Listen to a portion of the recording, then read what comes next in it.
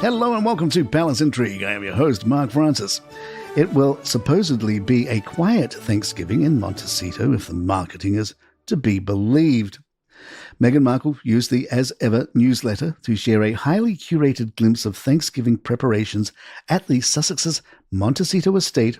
The Duchess says she, Prince Harry, and their children harvest sage from their garden to season the family meal, describing how those strolls with Archie and Lily running in tow were the sun-drenched moments that made an everyday walk something a bit more magical, which is how normal people talk. The anecdote also serves as the origin story for her newest as-ever product, a $32 sage honey with honeycomb, which Meghan says was inspired by adding homegrown sage to honey from their backyard bees. The newsletter calls it a stunning sage honey, aromatic and earthy, and encourages fans to drizzle it on Thanksgiving turkey, vegetables, vinaigrettes, or a spoonful in your tea. She also offers a recipe for an as-ever sage honey glaze for those hoping to create their own Montecito Thanksgiving love story. A video on the brand's Instagram shows Meghan in a burgundy holiday gown, glazing a turkey and setting an elegantly muted table. It arrives just days after she faced criticism for a beige and depressing holiday promotion for As Ever, a clip some viewers said lacked colour, warmth, or any sense of Christmas brightness. Comments included, "Where are the Christmas colours?" and "It's depressing, unseasoned manila envelope drabness." Meghan's dress, which features a V neckline and black bow-tied straps, originally retailed for $495, but is currently listed at $297. Her accessories lifted the overall value of the ensemble considerably. She wore her basil-cut Lorraine Schwartz pinky ring, estimated at between $62,000 and $70,000. Her diamond-studded Cartier Juste un Clou necklace at $18,000. Her $8,000 Cartier love bracelet. She also wore her diamond engagement ring from Prince Harry, estimated at around $150,000. In total, the outfit and jewelry amounted to $247,145. Reaction online was mixed. One user wrote on X, "Nothing screams authenticity quite as remarkably as a woman basting a chicken in a satin frock without an apron." Another commented, "Typical, more about how she looks than what's on the table." A third added, "How do you even consider cooking in a satin dress? One splash of that oily-looking sauce would ruin it." Critics also noted that Meghan once claimed she muted her wardrobe to blend in with senior royals, yet her current aesthetic again leans heavily into muted tones. Social media users remarked the latest look, browns, olives, and neutrals, echoes the same palette she previously said she adopted only out of royal necessity. Meghan, however, maintains the holidays in Montecito were pretty low-key, centered around Archie and Lilibet. She says the children are now old enough to understand the celebrations, adding, "I just can't wait to see it through their lens every year." Meghan also babbled something about cooking a turkey and being fearless. "I hope they see the value of being brave. They saw it when the jam was just a pot on the stove, bubbling. When you're young, I think you're a little bit more fearless, and as we get older, we lose some of that." With a Netflix special next week to promote, we'll see if Meghan stays off social media for her low-key day. We're likely to get some pics of Harry looking miserable watching the Dallas Cowboys. Former royal butler Grant Harrold believes Harry and Meghan may be experiencing a big shift in their approach to work and public life. Grant said, "When Meghan first joined the royal family, the late Queen gave her blessing for her to continue acting, which was quite unusual. But Meghan decided against it and wanted to try her way of doing royal life. But it's all backfired a bit. I think she's realized that stepping away was a mistake, and she's backtracking a bit. This is them eating humble pie a bit." She's now got lots of other projects that she's working on, mainly her As Ever range, and I don't think she'll give that up to make acting her only venture. She's made clear her passion lies in the lifestyle world, and I think that's where the main focus will remain.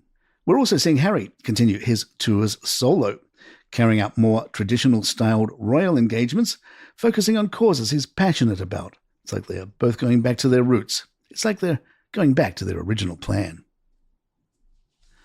In The Royalist, Tom Sykes was not impressed by one of Meghan's recent videos. Sykes writes, "In a seconds-long clip uploaded to Instagram on Sunday, Meghan appears in a silky olive green blouse and skirt, her hair scraped into a ballerina bun, while hanging stockings in a room that eagle-eyed viewers will recognize as the office where she filmed the video for her short-lived 40x40 mentoring program.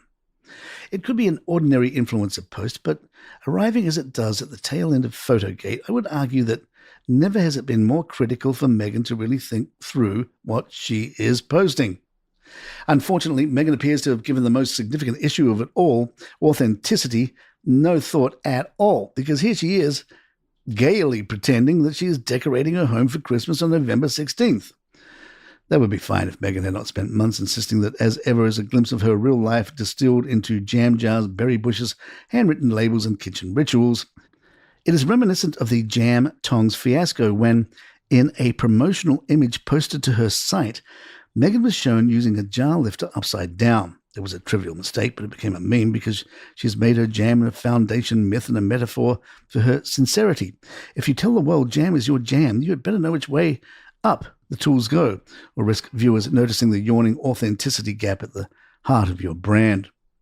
Faking putting up Christmas decorations in your own home on November 16th only matters if your entire enterprise depends on belief in you. The video didn't do well on social media, with many questioning Meghan's choice of colours. Online reaction has been swift and largely unflattering. Many social media users criticising the muted colour palette in the latest holiday collection. One person on X wrote, "A colour scheme can be a beautiful thing, but a Christmas one based on the colour brown is tricky as all get out." She and the artistic team missed the mark in a very big way with this pretentious attempt at chicness. Another commenter described it as a vomit green holiday collection. Others questioned the ongoing use of neutral shades, with one user saying, "She just can't be honest and admit that she likes beige, and there is nothing wrong with that. The only problem is she could just admit that she lied about having to wear the colour while in the UK." A separate comment read, "Nothing screams festive holiday and celebration like beige."